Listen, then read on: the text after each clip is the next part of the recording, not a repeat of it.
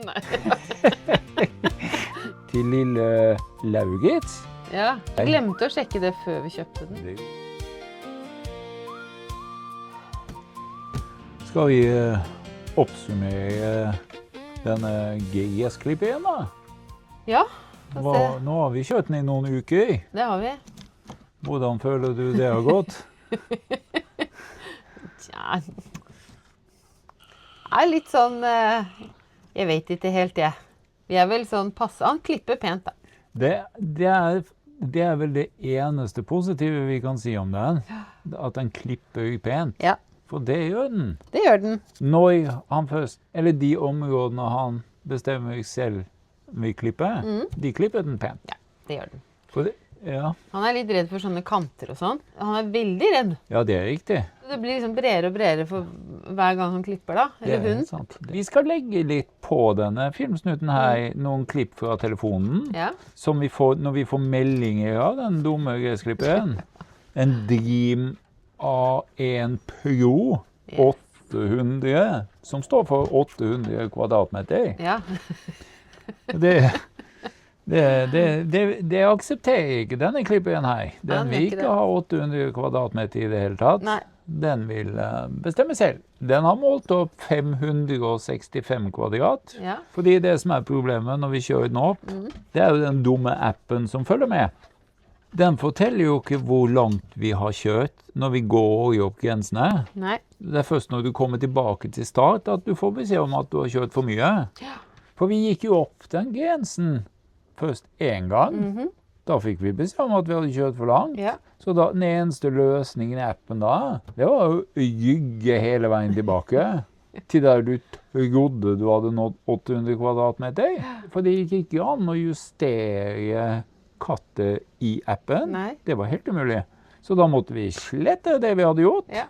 og begynne helt på nytt. Så det var veldig synd vi ikke fikk beskjed om hvor mange kvadrat vi hadde kjørt etter hvert som vi gikk tur med henne. Jeg skjønner ikke at den appen ikke bare kan telle hver 10. kvadratmeter Ja. eller så. Det hadde jo vært så mye enklere da. Så vi måtte kjøre når grensa en gang til. Og så tenkte vi, nei, men det går ikke. Vi må jo i hvert fall få lov å klippe hele plenen vår. Så da måtte vi kjøre grensen en tredje gang. Ja. Og da har den bestemt at det er 565. Ja. Og da har ikke vi noe vi skulle sagt. Nei, det var ikke det. Det bestemmer den. Den bestemmer alt, den. Og den klipper aldri mer enn 268. Nei, og da er den fornøyd. Da er den Der er veldig ferdig. fornøyd. Da er veldig fornøyd. Og der hvor den har klippet av de 268 kvadratmeterne, så er vi også veldig fornøyd med hvordan den har klippet. Ja, det er vi. Men det mangler jo 300 kvadratmeter. Og det må du ta med håndklipper igjen. Det er jeg nødt for da. Og kantklipperen. For det blir jo såpass høyt der hvor hun ikke tør å klippe. Altså det er jo ikke høyt når hun ikke tør der første gangen. Og det blir jo høyt fordi hun ikke klipper der selv. Det er sant. Ikke... Og vi har noen steder i hagen her. Der oppe så har vi en solbærbusk. Og nedenfor den, 3 meter nedenfor, så ligger det en trestamme som vi har latt ligge der med vilje. For det barnebarn bruker den som klatrestativ. Og hun tør ikke kjøre mellom de to, for det blir skummelt. Ja.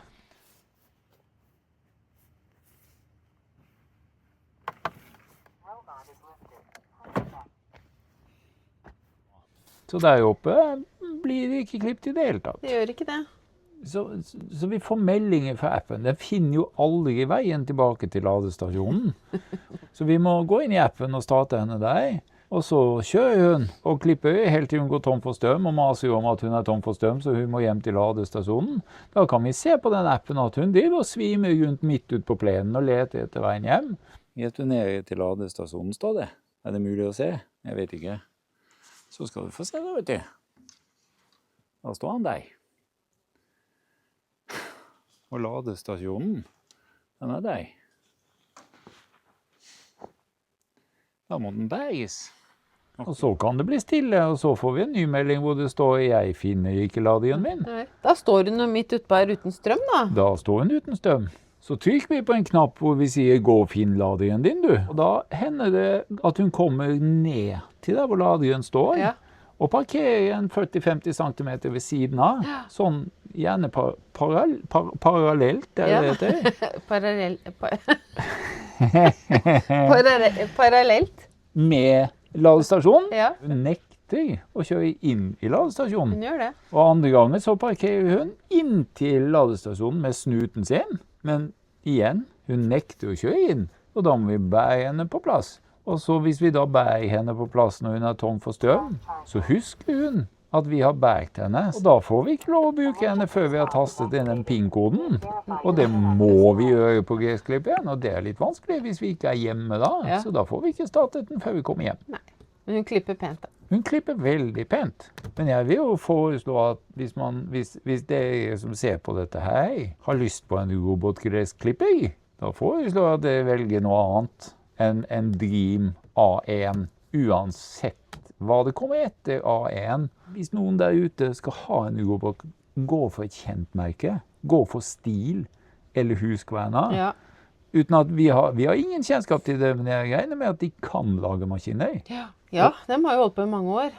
De har god erfaring. Det kan godt hende det finnes andre gode merker, og det vet ikke jeg noen ting om. Ingenting vet jeg om det, men jeg vet at Dream A1 Pro hadde vi holdt oss langt unna. Det var nok et dårlig kjøp. Og for dere som har begynt å se på den serien vi lager om den hageboden vi bygger, jeg har da klart å kjøpe inn 2 elendige produkter i år. Hagebod, som kommer til å fylle sin funksjon på et eller annet vis allikevel. Og så har vi Gressklipperen som er nær ved å gi opp.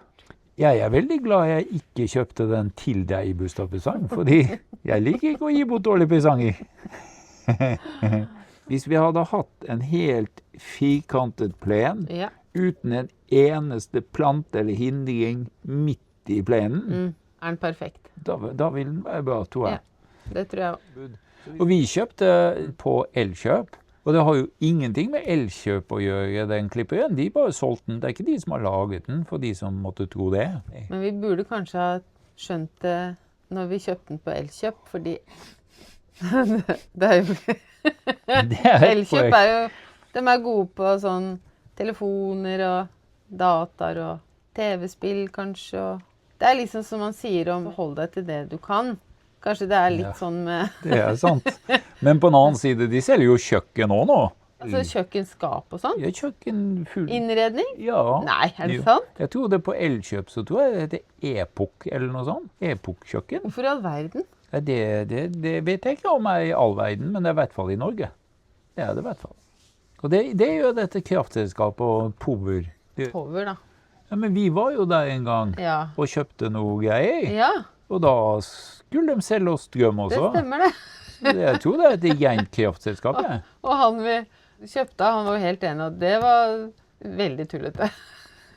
Ja, for det er jo veldig rart at du selger TV og kassettspillere og platespillere. Jeg tror ikke det heter kassettspillere og platespillere lenger. Altså sånn, jo det heter det, men det er ikke det de selger. Får du kjøpt plater lenger da? LP-plater? Vi har jo masse LP-plater. Ja. Vi har Jimmy Rev, og så har vi Kenny Roger. Og F-listen. Og masse Elvis har vi. Og Kiss. Ja. Det har vi. Det har vi. Vazelina, har vi ikke det nå? Vazelina har vi også. Jeg var med en turné en gang til Sommerland, faktisk, i Bø. Ja, det var du sammen med Lysmesteren, Ja da. Det stemmer det. Var du med dem på turné til Bø i Sommerland? Ja. Eller Sommerland i Bø, heter det Sommerland i Bø. Jeg vet ikke, er det Bø som er plassert i Sommerland, eller er det Sommerland som er plassert i Bø? Jeg tror man sier Bø i Sommerland. Eller sier man Sommerland i Bø? Nei, man sier Bø i Sommerland. Gjør man det? Nei. Jeg vet ikke hva man sier. Men du var med dit på turné, Ja. Hvorfor det? Nei, hvorfor ikke? Du koste deg da? Det var en fin tur. Ja, det var en fin tur da. Fikk du bade da? Nei, jeg tror ikke det var, jeg vet ikke om det var bading der. Var det på 80-tallet, eller? Ja. Var det det? Det var gøy. Det var gøy. Ja. Men det har ingenting med Dream A1 Pro å gjøre. Nei, det var ikke det. Det har jo ikke det. Nei. Hva er det jeg søler på meg da? Det vet ikke jeg, men vi har jo akkurat spist middag. Ja, men jeg hadde ikke den her da. Apropos det, som dere har hørt vi snakke om før, middagen i dag også gjorde seg selv, for den sto i ovnen, og Linda var ute. Jeg tror ikke du var på kjøkkenet i dag, når jeg lagde mat. Nei, så tilbake til støvsugeren. Siden det er Eller gressklipperen. Gressklipperen er det, for vi har en støvsuger også fra samme firma. Den har også fått feber, så det er noe som går her. Den støvsuger, den har vært veldig bra i noen år, den. Ja, ja. Men nå, det er akkurat som den har fått samme virus som gressklipperen, for den støvsuger litt der den har lyst, og så plutselig blir den borte for oss, og da må vi gå og løfte på alle møbler da, for å finne ut av hvor den har blitt av. Jeg tror det kanskje er noen programmerere i Kina som sitter og har det veldig gøy nå. Nå skal vi tulle med Lindalandet. Ja. Og det lykkes dem i. De tuller født med oss. De gjør det. Jeg er veldig glad ingen av dem har kamera, i hvert fall, for da hadde vi sittet og lurt på hva er det jeg ser etter. Det var ikke så mye spennende å se her, da. Det er ikke mye spennende å se, men da kunne de jo prøvd, når de ser at vi er på vei for å hente gressklipperen, så kunne de bare kjørt av gårde. Ja. Zoom! Ja, men nå ser de jo ikke at vi kommer, for vi har ikke kamera. Nei, vi har jo ikke det. Vi har ikke det. Så det er på en måte oppsummeringen av den klipperen. Og så driver vi og setter opp en hagebod som vi ikke finner ut av. Vi finner vel ut av den, men det var utrolig triste greier. Ja, det var det. Vi vet ikke helt hvor mye den tåler og sånn. Så vi trenger liksom å bli litt kjent med den også. Litt sånn som hun klepperen ut på her, da. Vi visste at boden var dårlig. Ja. Vi bare visste ikke graden av dårlig. Nei. Fordi Vida XL, hvor vi kjøpte den, de skrev jo på nettsiden at den tåler minimalt med snø. Så det har de vært ærlige på. Men de sa ikke at den ikke tålte vann. Det sa de ingenting om. Nei. For vi mistenker vel at vannet renner rett inn, ja. Vi har sett andre med samme, for det så vi jo. Ja, det er vi greit. glemte å sjekke det før vi kjøpte den. Det gjorde vi, og det var dumt. Så da håper jeg kanskje noen ser litt på Lindalandet før de kjøper. Jeg håper alle, og dere som ser videoen om det skuret, og for så vidt denne om GS-klippen også, hvis dere deler den med alle dere kjenner i, så kanskje de slipper å få feilkjøp de også. Ja.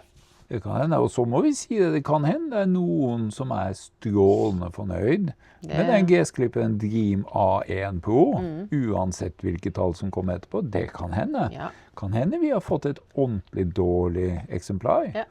Kanskje det er oss det er noe gærent med? Kanskje hun bare er for ny for oss? Men den klipper fint, da. Den klipper veldig pent, og hvis du er ute etter en GS-klipper som klipper pent, og som dere må gjøre mer enn halve jobben for, så kjøp en Dream A1 Pro. Men hvis dere vil ha en GS-klipper som gjør jobben for dere, som har tanken for oss, for vi får liksom aldri helt tida til å klippe den plenen selv, den blir så lang mellom hver gang. Og det har med prioritering å gjøre. Det er ikke sånn at vi har dårligere tid enn noen andre. Det er bare at vi prioriterer annerledes. Så vi kjøpte jo den klipperen for at den skulle passe plenen for oss. Det stemmer. Og så bruker jeg så mye tid på å klippe med den elektriske, da. Ja, for det må du jo. Det må jeg jo. Fordi den ikke klipper deg, den roboten. Og da må jeg også klippe opp biene. Så når jeg var der sist, så var det en bie. Da gikk nok jeg veien for flyåpningen. Så da kom hun rett her og stakk meg. Det var ikke pent. Nei, og da ble jeg litt sånn, og sto sånn og ristet, og da mistet jeg den ene øredobben min også. Har du ikke funnet den ennå? Nei, jeg har ikke funnet den ennå. Jeg får ta med en rake eller noe sånt og prøve å rake der oppe. Så sånn sett så, men når vinteren kommer, så kanskje vi bare skal skru henne av, risette henne, og så prøve å starte i henne en ny sjanse neste år, og slette liksom minne og alt. Jeg bare tenkte å bare risette helt, og la henne få en pause, sove gjennom hele vinteren, koble ut hovedhjernen, og så sletter vi appene fra telefonene våre. Vi bare sletter hele livet hennes frem til nå, og så får hun en ny sjanse neste år. Kan det hende hun oppfører seg penere neste år. For da har hun jo blitt 1 år eldre, 1 år klokere. Og hvis noen lurer på hvorfor vi ikke har levert den tilbake, så er det fordi hva var pointet med å kjøpe en GS? Den klipper jo, hvis den skulle tilbrakt tid på verksted hele sommeren, så hadde jo ikke vi hatt noe å klippe med. Det er bedre at vi går og bærer den, så vi får klippplenen, enn at den står på et verksted og blir borte i et halvt år. Ja. Det kan kanskje gjøre til vinteren, det får vi se på. Ja, vi får se litt på det. Det var vel oppsummeringen av Dream A1 Pro og en del andre ting, føler jeg. Ja. Vi går så ofte litt bort ut på viddene, vi. Vi har lett for det. Men så finner vi veien tilbake via TomTom eller noe sånt. Ja, TomTom finnes det lenger. Ja, det vet ikke jeg. Nei, Det håper jeg, for den var god, den. ja, var det. Ja, det var den. Det virket som bare det, den. Den ble jo gammel, og vi hadde den i mange år, vi. Ja, vi hadde det. Vi kjøpte den første TomTomen når du måtte ha sånn abonnement da, for å kunne bruke satellittene, og da var jo den 30 sekunder forsinket, så vi bomma jo på alle avkjøringene våre. Det var jo helt tilbake på, når var det? Det var jo tidlig på 90-tallet, eller? Det var det. Vi hadde den firkantet klumpen, som var rund. Ja. Ja. Nei, var den rund? Den var rund. Åja, Den første var rund. og den første var Og rund, med det husker jeg ikke. kabel, så den måtte vi koble inn igjen. Husker du ikke, du satt jo med en sånn svær bærbar igjen, så Ja. vi plugget den inn. Å, Og så sa du, ja, nå skal vi svinge. Og så Ja. svingte vi, men da hadde vi jo kjørt mange 100 meter for langt. Ja. Fordi den var forsinket. Ja. Jeg tror mener det var 30 sekunder forsinkelse fra satellitten og ned til den duppeditten. Den var veldig dyr, den Ja. duppeditten den gangen. Og så måtte vi betale abonnement. Vi kjørte oss jo bort en gang også, men da var ikke du med.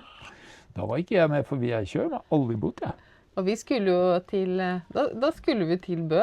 Det stemmer det, på utstilling. Det skulle Og det. så- Det var du og den ene Ja. nest eldste datteren, det. Ja, og også en venninne da, og x antall hunder. Og så kjørte vi og kjørte, og så tenkte vi, nå har vi kjørt veldig langt. Og så begynte vi å nærme oss, jeg tror vi begynte å nærme oss veldig sør, altså. Jeg vet ikke om vi begynte å se kysten nedi der, jeg. Og da har du kjørt for langt. Og da ringte vi deg. Jo, du.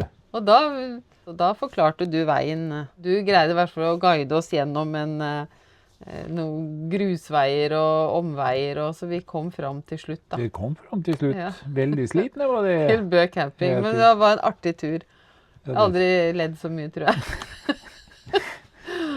Men sånn går det når man sitter og prater og sånn, så glemmer man å ta der man skal faktisk ta, og da... Men Da kjører man seg bort. Da kjører man seg bort, da. Men da er det alltid godt å ringe en fin gårdsgutt da, som kan guide oss på rett vei.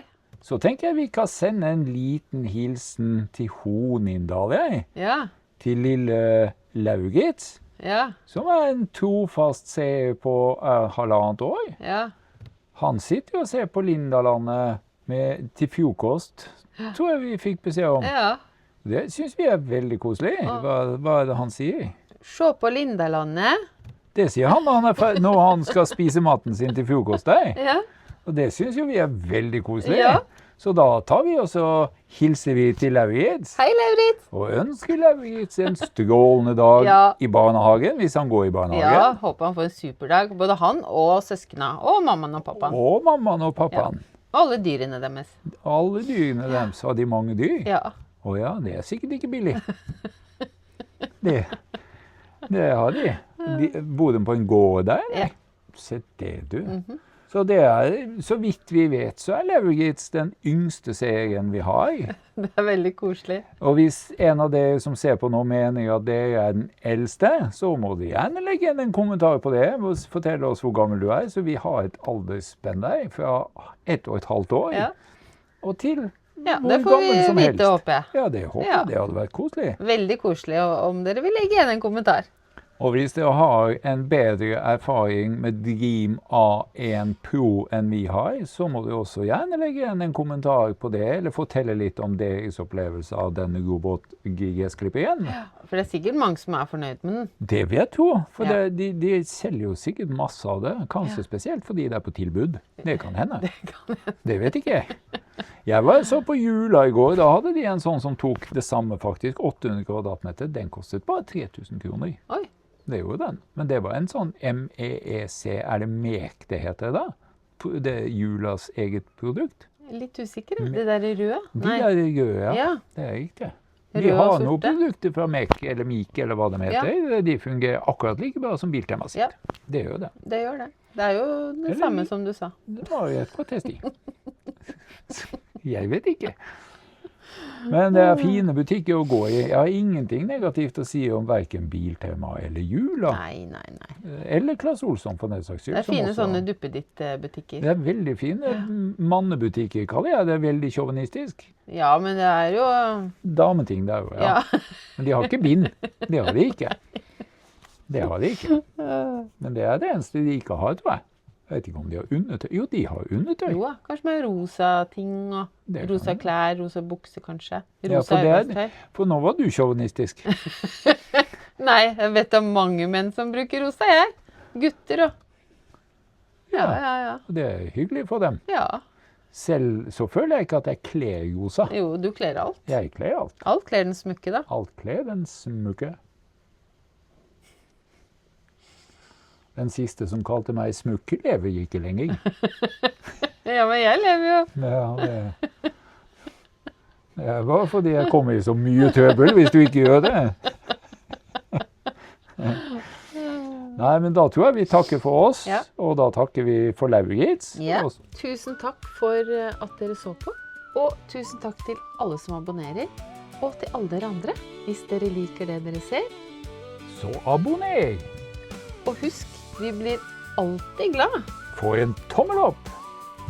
Det blir vi. Det blir vi. Og Og så- så koster det ingenting. Det er Og helt abonnere. gratis. Det er helt Helt gratis. gratis. Tusen takk. Ha det! Ha det! For the dawn, Linda's boots are already on. One more garden, one more row, one more dream she's gonna grow. The farmhand smiling shakes his head.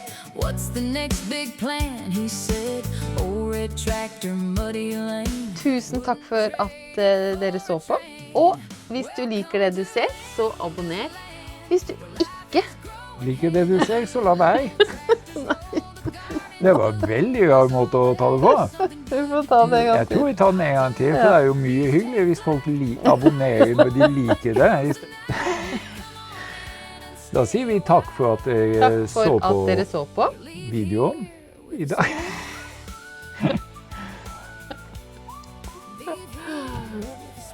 Istedenfor det. Takk til alle som ser på denne videoen i dag.